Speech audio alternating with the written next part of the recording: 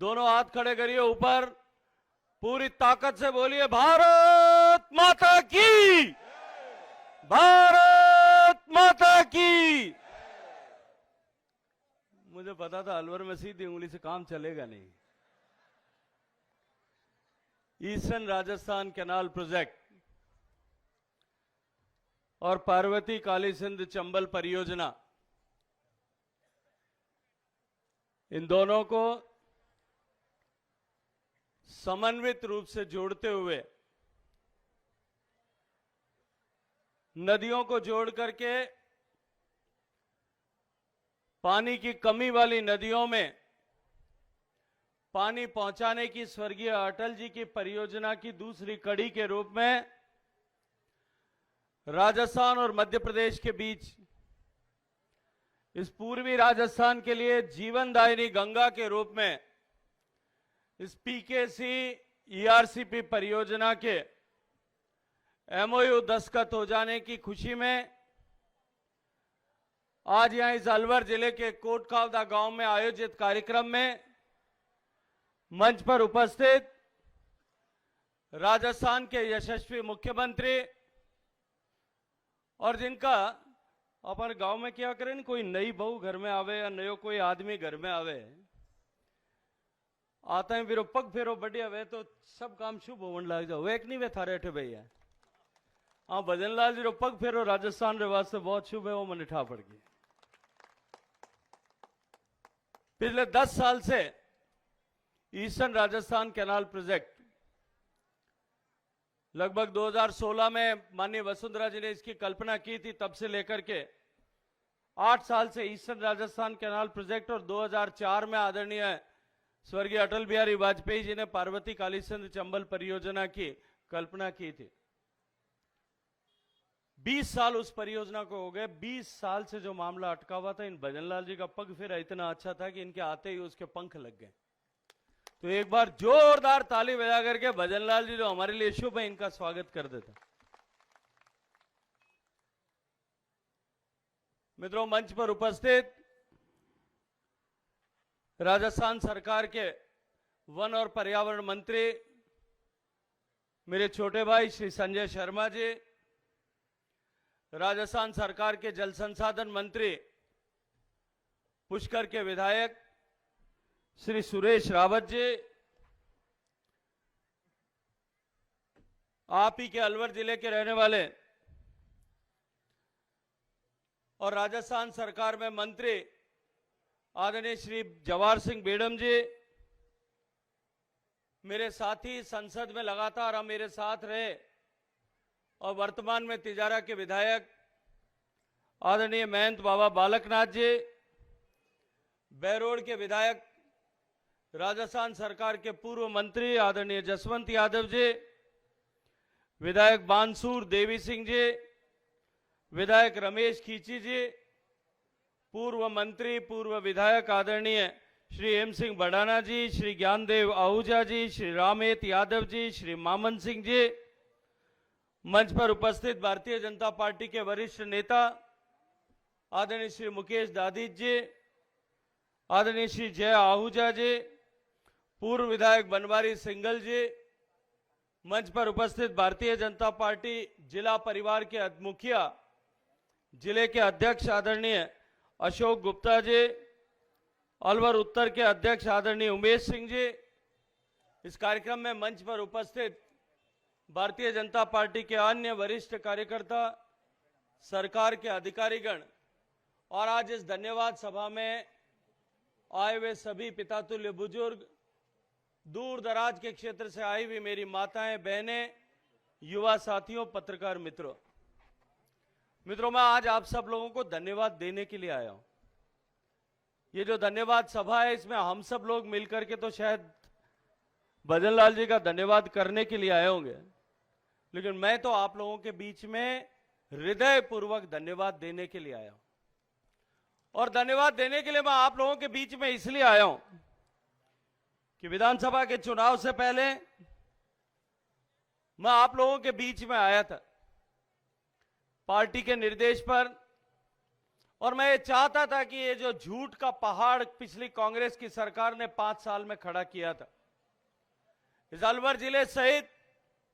इस पूर्वी राजस्थान के 13 जिले जो अब नई रचना के अनुरूप 21 जिले हो गए, इन 13 जिलों के 83 विधानसभा क्षेत्र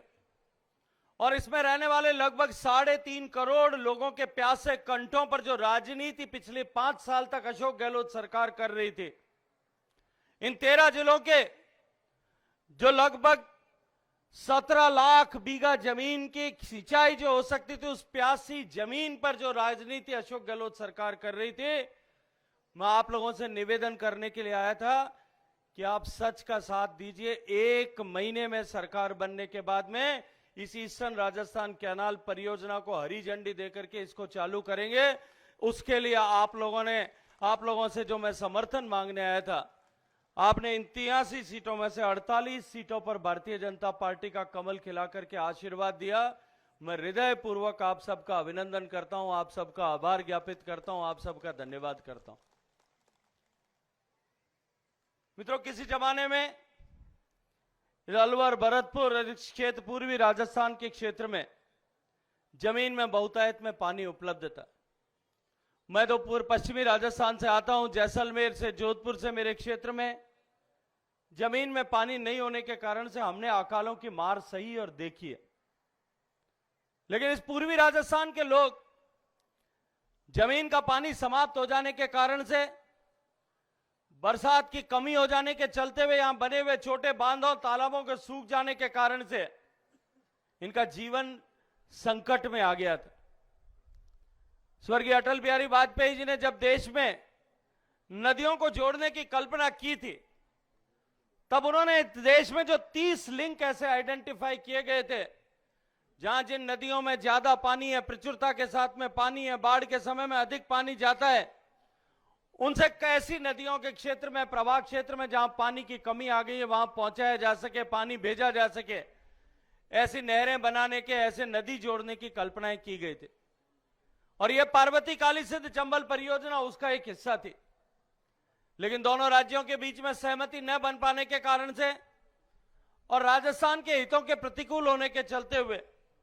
राजस्थान की तत्कालीन सरकार ने 2003 से 8 के बीच में, आदरणीय वसुंधरा जी की सरकार थी, उन्होंने इसको स्वीकृति देने से इनकार कर दिया था। एक बार बीच में अशोक गहलोत साहब की कांग्रेस की सरकार बनी, उनके लिए राजनीति पहले थी, लोगों के प्यास बुझाना उनकी प्राथमिकता नहीं थी। उन्होंने इस दिशा में कहीं कोई किसी तरह का प्रयास नहीं किया।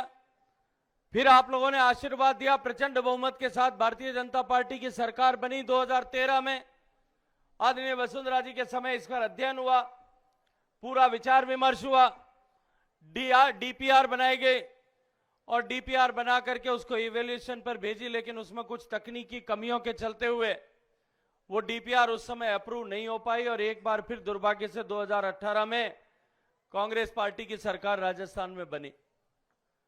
2019 में आपने दोबारा माननीय प्रधानमंत्री नरेंद्र मोदी जी को देश की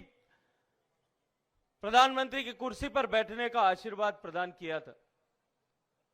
और अब सौभाग्य से, आप सबकी शुभकामनाओं से, आप सबके आशीर्वाद से, आप ही के राजस्थान के बेटे को मुझे देश के जल शक्ति मंत्री के नाते दाएं काम करने का सौभाग्यपूर्ण अवसर माननीय नरेंद्र मोदी जी ने दिया था। मेरे मन में यह कल्पना थी कि पूर्वी राजस्थान के लिए अत्यंत महत्वपूर्ण इस परियोजना को सिरे चढ़ा करके और इन 13 जिलों के लोगों का भला किया जा सकता है, इनके भविष्य को सुरक्षित किया जा सकता है, यहां से पलायन को रोका जा सकता है, यहां जीवन को वापस लौटाया जा सकता है। मैंने कुर्सी पर बैठने के साथ ही इस दिशा में प्रयास किए, अनेक बार बैठकें दिल्ली में आयोजित की, राजस्थान के अधिकारियों को बुलाते थे, राजस्थान और मध्य प्रदेश के अधिकारी आते थे। राजस्थान के अधिकारियों को जब भी चर्चा करते थे, चर्चा में वो संवेद स्वर से इस बात को स्वीकार करते थे कि इस तकनीकी खामी को यदि दूर कर दिया जाए तो निश्चित रूप से यह परियोजना सिरे चढ़ सकती है। लेकिन जैसा मैंने कहा कि पूर्ववर्ती सरकार, पिछली सरकार के लिए लोगों को राहत पहुंचाना जो है उनका उद्देश्य नहीं था। उनका उद्देश्य इसको एक राजनीतिक हथियार के रूप में उपयोग करना था। बार बार मीटिंगें बुलाने के बाद भी अधिकारी तो सहमत हो जाते थे, लेकिन मंत्री और मुख्यमंत्री जो है वो अपनी सहमति नहीं दे रहे थे। बार बार बैठक बुलाने के बाद में भी 5 साल तक एक बार भी राजस्थान सरकार के जल संसाधन मंत्री और मुख्यमंत्री कभी उसी किसी भी बैठक में उपस्थित नहीं हुए। मित्रों, मुझे लगा कि शायद अति व्यस्त होंगे, नहीं आ पा रहे होंगे। मैंने मुख्यमंत्री जी के कार्यालय को अपने कार्यालय से सूचना करवाई कि आप तो नहीं आ पा रहे हो, आपके पास बहुत सारे काम हैं, हम लोग वहां आ जाते हैं। हमने जयपुर, आप तारीख दीजिए, तारीख तय कीजिए, हम जयपुर में आएंगे, बैठ करके इस विषय पर मीटिंग करेंगे ताकि इस विषय को आगे बढ़ाया जा सके।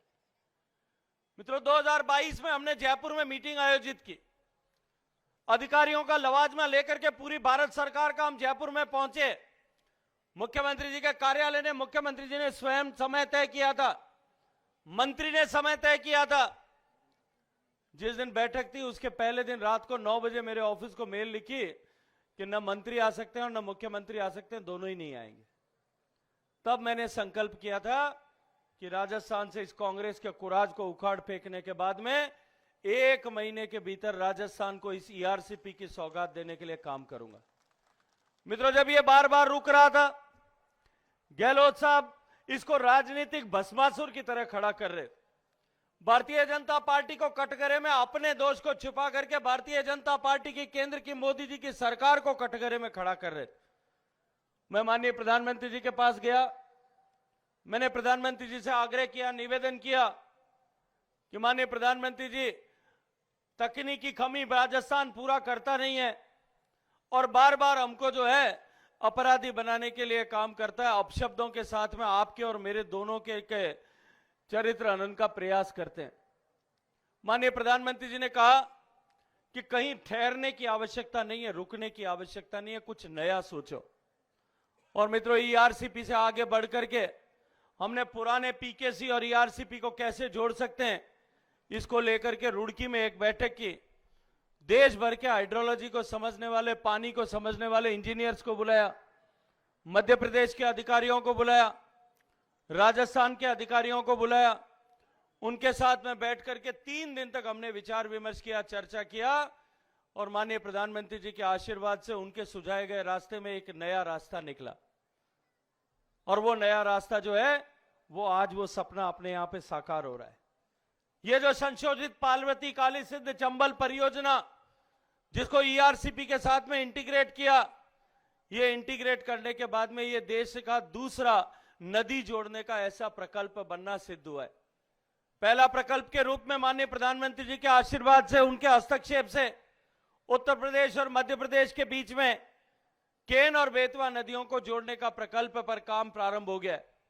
लगभग 45,000 करोड़ रुपए की लागत से मध्य प्रदेश और उत्तर प्रदेश के बीच में उन दोनों नदियों को जोड़ेंगे, जिससे बुंदेलखंड, जो मध्य प्रदेश और उत्तर प्रदेश दोनों में हिस्सा आता है, जहां पानी की भीषण कमी है, हमारे यहां जैसा ही पानी का संकट वहां भी है। मैं माननीय मुख्यमंत्री जी, मैं जब प्रधानमंत्री जी के साथ में झांसी गया था, जल जीवन मिशन के कार्यक्रम का उद्घाटन करने के लिए, वहां परियोजना का शिलान्यास करने के लिए गया था, तो वहां के सांसद जी ने बताया कि हमारे यहां महिलाएं एक कहावत कहती हैं कि खसम मर जाइए पर गगरी न फूटे, कि चाहे मेरे पति की मृत्यु हो जाए लेकिन मेरी मटकी नहीं फूटना चाहिए। पानी का दर्द कितना बड़ा था, वहां की महिलाओं के लिए पानी अपने सुहाग से भी ज्यादा कीमती था। उस क्षेत्र के लिए हमने नई परियोजना घोषित की और उसमें मध्य प्रदेश और उत्तर प्रदेश के बीच में 4 लाख हेक्टेयर की सिंचाई होगी। और उसी तरह से, उसी क्रम में मुझे प्रसन्नता है कि प्रधानमंत्री जी के आशीर्वाद से आदरणीय बजरलाल जी और आदरणीय मुख्यमंत्री मध्य प्रदेश श्री मोहन यादव जी दोनों के ने जिस तरह से विचार किया, तत्परता पूर्वक जिस तरह से काम किया, दोनों राज्यों के माननीय मंत्री सुरेश रावत जी और तुलसीराम सिलावट जी ने जिस तरह से प्रोएक्टिवली काम किया, अधिकारियों ने काम किया। मित्रों, मैं चुनाव से पहले जो वादा करके आपको गया था, 1 महीने के भीतर जो है इसको पूरा करके लागू करूंगा। उसको लागू करने के लिए हमने दोनों राज्यों के बीच में प्रधानमंत्री जी के आशीर्वाद से समझौता कराने में सफलता प्राप्त की। और मैं आज आपको एक बात का भरोसा दिलाता हूं।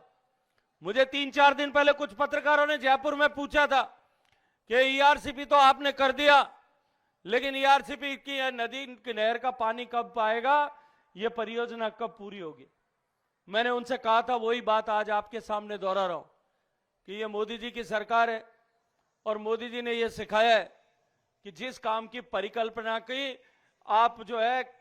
एस्टीमेट आप बनाओ, डीपीआर आप बनाओ, उसका जो शिलान्यास भी हम ही करते हैं और जिसका शिलान्यास हम करते हैं उसका उद्घाटन भी हम ही करते हैं। 5 साल में इस परियोजना को पूरी करके आपके घर तक पानी पहुंचाने के लिए काम करेंगे। इस परियोजना का आकार राजस्थान की आजादी के बाद से लेकर के अब तक की राजस्थान की एक परियोजना अगर मैं बात करूं तो यह सबसे बड़ी परियोजना ईस्टर्न राजस्थान कैनाल प्रोजेक्ट होगी। 45,000 करोड़ रुपए की लागत केवल राजस्थान के क्षेत्र में जो काम होगा उस पर खर्च होगा और लगभग 30,000 करोड़ रुपया मध्य प्रदेश में खर्च होगा। राजस्थान में 45,000 करोड़ रुपया खर्च करके इन 13 जिले जो पुराने थे अब 21 जिले हो गए। इन 21 जिलों के 3.5 करोड़ लोगों के घर तक अगले 40-50 साल तक पीने का पानी निर्बाध रूप से पहुंचे, इसके कारण से हम सुनिश्चित करेंगे, इसके द्वारा सुनिश्चित करेंगे। इतना ही नहीं है, इसके अलावा इस पूरे क्षेत्र राजस्थान के क्षेत्र में 2,80,000 हेक्टेयर की सिंचाई का रकबा, जो 2 लाख हेक्टेयर नया रकबा जो सृजित होगा, 80,000 हेक्टेयर जो हमारे पुराने बांध और तालाब जिनसे सिंचाई होती थी लेकिन पानी की कमी के कारण से अब पूरी सिंचाई नहीं हो पाती, उनके स्टेबलाइजेशन का काम भी इस परियोजना के माध्यम से करेंगे। अभी मैंने तय किया हुआ है, जो इसकी डीपीआर बनाई है उस डीपीआर के आधार पर कि लगभग 30 से ज्यादा ऐसे छोटे बड़े तालाब हैं, जो छोटे बांध हैं, बड़े बड़े तालाब हैं, उनको इस योजना के पानी से भर देंगे, जिसके कारण से जमीन का पानी जो अब रसातल में चला गया है वापस ऊपर आ जाएगा। और मैं वो दिन देख रहा हूं कि 5 साल में जब यह परियोजना पूरी होगी, उसके आने वाले 5 साल बाद में अलवर और से लेकर के इन सारे 13 जिलों में जमीन का पानी वापस उसी स्तर पर आ जाएगा जो आज से 20-30 साल पहले पे था। किसान की जीवन परिवर्तित हो जाएगा। और इतना ही नहीं है, बार बार अशोक गहलोत साहब की सरकार ये दोषारोपण करती थी कि ये जो केंद्र सरकार जिस योजना की बात कर रही है इसमें पानी कम हो जाएगा। ईस्टर्न राजस्थान कैनाल प्रोजेक्ट के पुराने पीके लिंक की जो बात थी, उसमें राजस्थान के हिस्से में केवल 286 एमसीएम पानी आता था। ईआरसीपी की परिकल्पना वसुंधरा जी ने की थी, उसमें राजस्थान को लगभग 3600 एमसीएम पानी मिलता था। अब की बार ये जो परियोजना हमने बनाई है, इसमें 3600 की जगह 3700 एमसीएम पानी मिलेगा और ये तो एश्योर्ड पानी है। इसके अलावा बाढ़ के समय में नहर आपने बना दी भजनलाल जी, तो बाढ़ के समय में 3000 एमसीएम पानी और लेके आ जाना। इन 13 के 13 जिलों में एक भी बांध और तालाब खाली नहीं रहेगा, सारे बांध और तालाब पूरे भर करके यहां के लोगों के जीवन में परिवर्तन लाने के लिए काम करें। मित्रों, पानी खुशहाली लेकर के आता है और माननीय मोदी जी का संकल्प है कि देश के गरीब के घर में परिवर्तन होना चाहिए, उसके घर में खुशहाली आनी चाहिए। गरीब के जीवन में परिवर्तन लाने का संकल्प लेकर के प्रधानमंत्री जी ने जिन योजनाओं को प्रारंभ किया, आज उनका प्रभाव हमको धरातल पर दिखाई दे रहा है। गरीब का घर बना, गरीब के घर में बिजली पहुंची, गरीब के घर में शौचालय पहुंचा, गरीब के घर में गैस का चूल्हा पहुंचा, गरीब के घर में पीने का पानी पहुंच रहा है, गरीब के घर में बैंक का खाता पहुंचा, गांव-गांव तक सड़क पहुंची, गांव-गांव तक हाईवे बनना शुरू हुआ। आज उसका परिणाम यह हुआ है कि पिछले 10 साल में माननीय मोदी जी के राज में 25 करोड़ लोग गरीबी की रेखा से बाहर आ गए। देश बदल रहा है और इस बदलाव के दौर में हमारा राजस्थान भी बदले। इस बदलाव के दौर में हमारा राजस्थान देश के बदलाव का वाहक बने, इस संकल्प को लेकर के डबल इंजन की सरकार बन रही है और मैं बनी है। और मैं माननीय प्रधानमंत्री जी की तरफ से आज आप सबको भरोसा और विश्वास दिलाता हूं कि भारत की सरकार किसी भी तरह की कोई कमी इसमें नहीं छोड़ेगी। जो ईआरसीपी की परियोजना की बात माननीय वसुंधरा जी ने की थी, उसमें राजस्थान की सरकार को 40,000 करोड़ में से 60% पैसा जो है वो भारत सरकार से मिलता। लगभग 16,000 करोड़ रुपया भारत सरकार को राजस्थान की सरकार को खर्च करना पड़ता, आप सब लोगों को खर्च करना पड़ता। ये जो परियोजना अभी हमने स्वीकृत की है, प्रधानमंत्री जी के आशीर्वाद में इसमें 90% पैसा भारत सरकार वहन करेगी, केवल 10% पैसा राजस्थान की सरकार को वहन करना पड़ेगा और पानी भी उससे ज्यादा मिलने वाला है। मैं आप सबको बधाई देते हुए माननीय मुख्यमंत्री जी का भी हृदयपूर्वक धन्यवाद करता हूं कि जो संकल्प मैंने किया था, मैंने अलवर से लेकर के, धौलपुर से लेकर के, कोटा से होते हुए जयपुर तक जाकर के जो बात आप सबके सामने रखी थी, और चुनाव के समय में जो वादा आपसे किया था, परिवर्तन यात्रा के समय में जो वादा आपसे किया था कि इस पीआरसीपी को हम लागू करेंगे और 1 महीने में लागू करेंगे, तत्परता से इनकी सरकार ने काम करते हुए इसको लागू करने का काम किया है। मैं प्रधानमंत्री जी की तरफ से आप सबको बधाई देते हुए, आप सबको शुभकामनाएं देते हुए कि 5 साल में इस राजस्थान का और पूर्वी राजस्थान का नक्शा बदल करके यहां खुशहाली की बयार ला करके रखेंगे, इस बात का भरोसा और विश्वास दिलाते हुए आप सबको हृदय पूर्वक धन्यवाद देता हूं। बोलिए भारत माता की।